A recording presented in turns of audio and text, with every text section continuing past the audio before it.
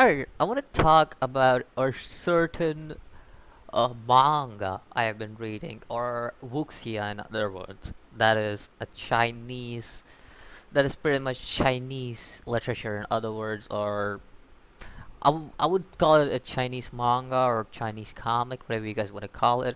So it's basically that's what I've been reading recently, and it's kind of caught my attention. Now I know there is an anime to this, but I'm really not a big fan of that anime because it kinda is made in CG and stuff. So I'm like, I'm not a big fan of that style of animes. I may watch it if what do you guys think about it. But first, let me tell about this manga I've been reading. It's called Tales of Demon and God, and I I'm really enjoying this manga, like low key. One of the things about this manga I really enjoy is the main character. Like, this is kind of a story. Now, spoilers for anybody who wants to read the manga of this manga or want to watch the anime or anything. I'm gonna be spoiling a lot of things, but I'm gonna give a little kind of spoiler on why I'm enjoying the manga and everything. I'm still not caught up with the manga. I don't know what's gonna happen in the future, but so far, to what I know, to what has happened, I'm gonna give my thoughts on that. So basically, Tales of Demons and Gods is basically the story of this one guy named Neely. I think so. That's how you pronounce his name. Basically, he dies. Like at a point, there's a war in the city and everything, and he basically dies by the hands of beasts. Certain beasts that are like demonic beasts. Like they basically are wild. Like basically they're like wild animals of this world that they live in. So basically, Neely dies in the near future, and it is brought back to the past by a certain book. So now, to protect himself and his family and everybody else around him, so basically, people who care about he basically takes initiatives to kind of give like kind of protect everyone and kind of make everyone strong while is being strong himself and keeping the memories from the future self where he died fighting and got reincarnated into his older body basically because of certain book that he had. But now, I know it sounds kind of cliche, very cliche, and sounds like a hero kind of job and everything. But I kind of felt like what I really liked about this is the main character because I feel like the main character is pretty damn cool because you don't get many overpowered main characters which are done right. While as this character, he's he kind of is kind of done right, kind of like one of the overpowered characters that is done right is Meliodas. Meliodas is a brilliant overpowered character, and he's kind of somebody who's done right. Same goes over here. He's an overpowered character for his world, but at the same time he doesn't have he has the physical capabilities, but not the strength to fight with others. So he's capable of he's a complete genius. He's capable of doing things that he like just not normal for his age, which means he's 13, but he does think like a adult. Well, technically teenagers do think like adults, but at the same time, his capability of his physical strength and stuff that's not normal, and he's basically I would say like strong enough for people who are of certain ranks. Now, yes, this manga has like the whole world has a ranking system. You go from bronze 1 2 3 to silver 1 2 3 4 5, and then go to gold, and then go from gold to legendary. That's basically how the ranking goes.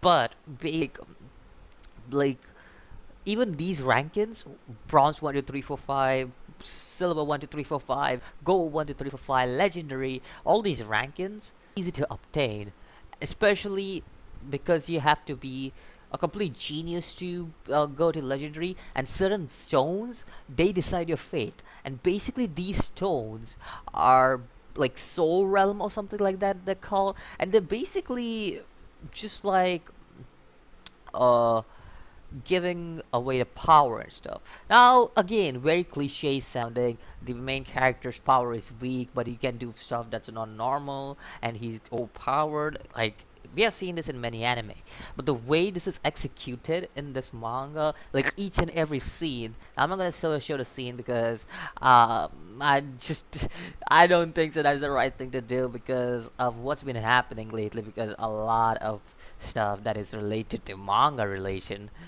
has been taken down from YouTube. So I'm just gonna talk over this cover, but yeah, basically this character, like the way it's executed, like each and every proportion of scenes and stuff, like everything seems well done. At the same time, it doesn't seem like the overpowerness of this character has been exaggerated. Like it doesn't feel like this character is yet a threat to the whole world. Yes, he's a complete genius. Yes, he has a physical capability. Yes, he's like capable of taking on gold ranks and stuff. Yes, he's training, but still, he's not capable of taking down certain people, and he definitely wants to surpass them. He's capable of making things that are out of this league, but he's not capable of taking down certain people still, and he still has to surpass them in this world. He can't take down because his power is restored to what he was back in the child. So that's what I like about this. Like the story, it follows a certain flow and it doesn't break that flow at any point. It doesn't feel like the story is trying to too much to do, but at the same time, it's not trying to do too much. It feels like that gap in the middle. That's where the story stands. Like it isn't doing too much. No, it is doing a lot. But is it doing very much? No, it's not doing like, oh, it's not trying to go overboard with stuff. I mean, come on. There weren't that many action sequences through what I saw, but the action sequences in this manga were also like well made and well played out, and it doesn't like show like this character's overpower and this character loves to get like overpower certain people. No, no, this man is a complete genius. Like he doesn't fight them with just because he has the power to overpower them. Rather, he uses intelligence to fight certain people. And yes, certain people he does overpower because there are certain people who can just overpower easily. But there are certain people who he just doesn't overpower. He actually uses intelligence to fight them, and it's just so simple to take them down. Like you can see, like for example, imagine if certain shonen characters were actually intelligent. Like just imagine that, like certain shonen characters. For example, what if Goku was intelligent? Do you think so? He would have easily taken, like he would have had hard times against people uh like Vegeta, Frieza, Cell, or even Boo. Like if Goku was an intelligent person in general, I'm not saying as a fighter. As a fighter, Goku is an intelligent person. But in general, if Goku was intelligent, would he have the time? Of course not. Like he would have had a hard time. Same goes for certain characters. Like imagine if Luffy was intelligent. Certain characters, and then there are other characters such as let's see, what who else? Um, there's certain showing characters. Now, one of the showing characters that I really like and who's really intelligent is Shinichi Kudo, and I'll say this over and over again. And this series kind of reminds me of him in a way because the main character is quite a genius, and he uses his intelligence rather than using his only physical strength. He obviously has to use some physical strength because it's an action thing. Without action, this is like unsatisfying and stuff. But he does use he doesn't use all his physical strength.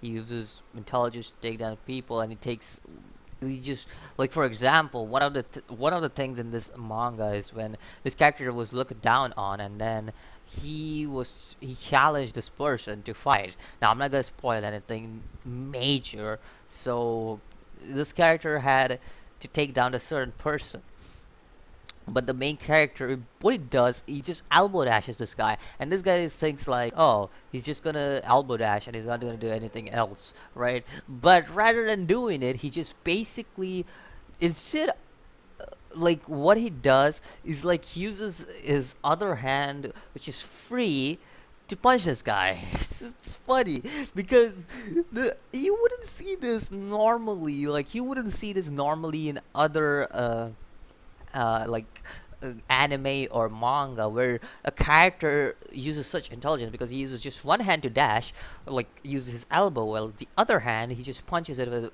his face with the other hand. So it's like using all your body parts. It's one of the basic fundamentals of martial arts where you use all the body parts in the way that it puts you under a certain advantage, and that's what I really like about this character. Pretty cool. Uh, most of the things I just wanted to speak about this manga. Basically, I just wanted to kind of give it a praise for what it is. I've still not really caught up with this manga, but I want to catch up with it, and I'm reading pretty much daily to catch up with it. And I just hope that this manga doesn't disappoint me in future because so far, 100 plus chapters, enjoyable, very enjoyable for me, like really enjoyable. And personally, this is one of the fun wuxia I've ever read so far. I don't. There may be better wuxias that I haven't read. For example, a lot of people say to me that was it King's Game? I think so. I think so. It was the King's Game. Was it? What was it? Not the funny anime series. No, no, not that one. I forgot the name of the game. Not the game, the wuxia that I read. Like people have been recommending to read me, but it's about this certain guy who's a gamer and he's like he lost everything. I don't remember what the name of the series is. I think so. It's the King's Game. I want to say that, but I think so. I'm taking the wrong name right now, and kind of. I know. I have a bad memory, but I have to still watch the anime of the CERN series, and there's also the novel I have to read. So that was fun. Like this Tales of Demon and God. If you want to read the manga, read it. Anime, I don't know much about the anime. I haven't watched the anime of Tales of Demons and Gods because I really didn't find it attracting to my type of anime because it was made 3D CG and mostly I don't watch 3D CG animes because of how Berserk has made its reputation for 3D CGs. So there were like I just like there were certain anime which were good with 3D CGs and like for example Fist of the Blue Sky, decent, decent with its animation. It wasn't like too much. It wasn't too low, but it was alright. Like it wasn't great. But there were certain animes, and I don't know much about Tales of Demons and Gods CG. Not really my type of thing to watch. So yeah, let me know what you think about this manga if you're reading it, or let me know what you think, like in general about the main character. If you are not reading it, I do recommend reading it. It's fun to. It's a fun it's a fun manga, like Loki, a fun manga. So you guys can read it at any time you guys want it. That's all I have for this video. Pretty much that's all I wanted to speak about, like the main character and the manga. And I feel like you guys should read it for yourself. I don't want to spoil much, so just so you guys read it for yourself. I'm putting this video out. That's just it. That's all I wanted to speak about this manga. So yeah, praises for this manga, and I'll see you in next video. As always, peace.